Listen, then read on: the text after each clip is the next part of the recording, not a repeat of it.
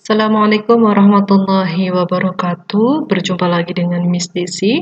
Ya, apa kabar semuanya? Semoga selalu dalam keadaan sehat walafiat. Amin amin ya rabbal alamin. Kali ini Miss akan menjelaskan tentang satu materi dari seni budaya kelas 7, yaitu tentang fragmen drama dalam seni peran. Yang akan menjelaskan pada kesempatan kali ini ialah tentang konsep, teknik, dan prosedur dalam seni peran. Yang pertama, pengertian dari fragmen. Apa sih itu fragmen? Fragmen merupakan bagian dari seni peran seperti halnya drama dan teater. Namun, dalam fragmen ini yang membedakan adalah dari durasi waktunya yang lebih singkat dibanding dengan seni peran yang lain, karena hanya memiliki beberapa adegan saja di dalamnya. Ya, materi yang pertama adalah konsep dasar fragmen dalam seni peran. Yang pertama, konsentrasi atau pemusatan pikiran. Dalam berseni peran, seorang tokoh harus berkonsentrasi penuh dari dialog yang dia dapatkan. Menjadi tokoh yang seperti apa harus berkonsentrasi dalam panggung, supaya jalannya pementasan bisa berjalan dengan baik. Yang kedua adalah ingatan emosi. Nah, sesuai dengan tokoh atau peranan yang kita mainkan, ingatan emosi ini dibutuhkan bagi seorang tokoh ketika mereka harus berperan, misalnya harus marah atau harus nangis misalnya. Nah, kita bisa belajar ingatan emosi ini dari diri kita sendiri misalnya. Harus seperti apa sih ketika kita marah? Atau emosi-emosi apa yang harus kita munculkan di dalamnya ketika kita marah atau harus menangis? Poin yang ketiga ada observasi dan pengamatan. Nah, pada observasi dan pengamatan ini di poin ketiga, nah ini juga diperlukan. Kenapa? Dari mana kita bisa tahu caranya untuk berperan seperti seorang, misalkan kita harus berperan seperti polisi. Polisi itu harus seperti apa sih? Harus bagaimana sih? Nah, itulah digunakannya observasi atau pengamatan. Mengamati tokoh yang akan kita perankan atau kita mainkan. Poin yang keempat ada permainannya hidup. Maksud di sini adalah permainannya hidup, permainan yang kita mainkan ini tidak boleh monoton atau membosankan. Harus hidup, harus bisa menarik perhatian dari penonton.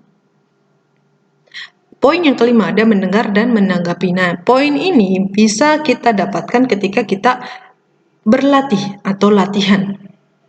Ya, berlatih atau latihan di dalam berseni peran. Misalkan berlatih dialog antara satu tokoh dengan lawan mainnya, bertukar dialog.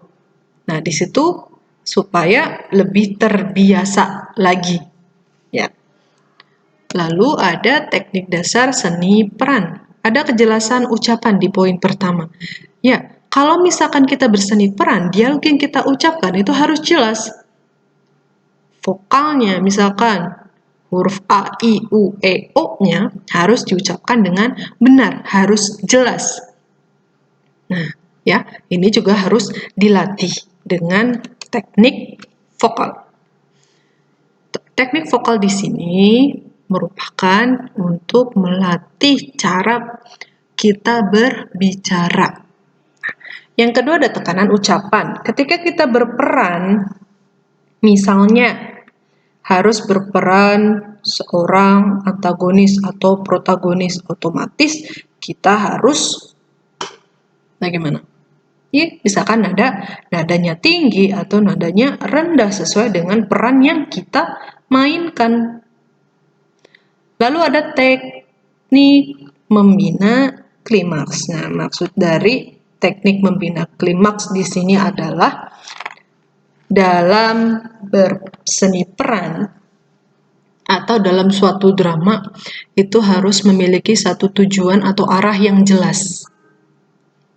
Ada endingnya di situ, ada puncak dari permasalahan di situ. Misalkan harus bahagiakah atau sedihkah atau seperti apa.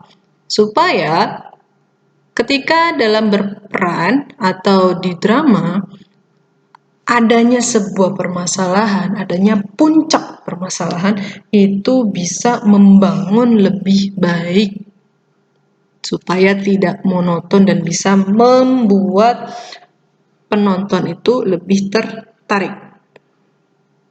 Yang keempat ada teknik muncul dan keluar.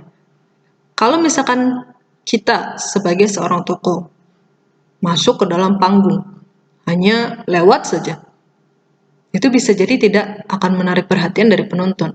Dari awal saja sudah tidak menarik, bagaimana selanjutnya? Nah, makanya ini diperlukan atau dibutuhkan dari seorang tokoh ya dalam berseni peran. Jadi ketika muncul harus bisa mengattract atau membuat menarik penonton untuk menonton kita dan lebih tertarik dengan peran yang kita mainkan. Yang kelima ada tempo permainan. Cepat lambatnya. Nah, tergantung dari adegan yang kita mainkan. Misalkan harus berkelahi, cepat kah atau harus slow motion kah atau seperti apa?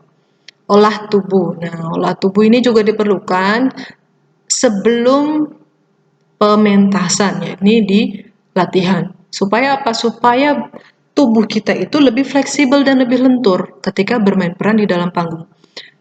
Yang terakhir ada olah suara atau vokal. Nah, seperti yang di poin kejelasan ucapan dan tekanan ucapan. Kata-kata yang harus dikeluarkan atau didialogkan harus jelas. Tinggi rendahnya suara juga harus jelas sesuai dengan dialog yang kita perankan. Lalu ada prosedur dasar tari. Yang pertama ada penggabungan olah vokal dan kelenturan tubuh. Penggabungan olah vokal dan kelenturan tubuh ya, ialah nih untuk latihannya aktor bisa bergantian ke depan kelas. Misalnya kita mau ada seni peran di dalam sekolah. Nah, misalnya contoh nih ya, saling bertanya nama, alamat rumah, nama orang tua, dan kegiatan sehari-hari. Aktor yang menjadi penonton mengomentari temannya yang maju, kemudian memberikan komentar terkait mental, ekspresi, dan kepiawaiannya dalam berakting. Yang kedua ada penggabungan latihan konsentrasi dan imajinasi logika. Misalnya, aktor berlatih membayangkan dan memusatkan perhatian pada jembatan yang akan dilalui. Misalnya, ada sebuah jembatan yang dibuat seolah-olah jembatan, tokoh atau pemeran atau pemain itu harus berlatih konsentrasi, harus jalan lurus, nggak boleh belok kanan, nggak boleh belok kiri, nggak boleh oleng. Ya, itu contoh latihannya. Poin yang ketiga adalah penggabungan latihan, komposisi, dan kelenturan badan. Komposisi dalam metode ini ialah membentuk formasi kelompok menjadi suatu bentuk yang dituju. Misalkan, menjadi sebuah komposisi pohon. Siswa secara kelompok membentuk dan menggabungkan tubuh mereka menjadi bentuk pohon. Misalkan beberapa orang ya disatukan menjadi sebuah pohon.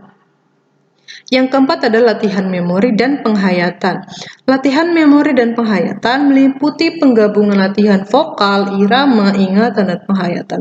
Nah, tokoh atau pemeran diminta untuk membentuk kelompok, kemudian memilih sebuah lagu yang disepakati, lalu menghafalkannya bersama dan mengarang gerakan untuk syair lagunya. Nah, jadi bernyanyi di sini ini ialah latihan untuk menumbuhkan atau menajamkan memori dan penghayatan dari seorang tokoh untuk berseni peran. Lah ininya pentingnya dari prosedur dasar seni tari. Oke, itu saja yang bisa Miss sampaikan. Semoga materi yang Miss sampaikan tadi bisa bermanfaat dan bisa dimengerti oleh kalian semua.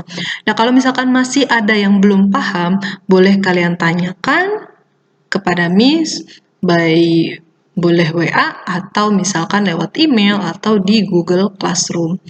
Ya Miss cukupkan untuk materi kali ini. Kita bertemu lagi nanti di materi-materi selanjutnya. Miss pesan, jaga kesehatan, utamakan keselamatan, jangan kemana-mana kalau misalkan tidak penting, tetap stay di rumah aja. Ya, sampai ketemu lagi dengan Miss akhiri. Assalamualaikum warahmatullahi wabarakatuh. Thank you, bye.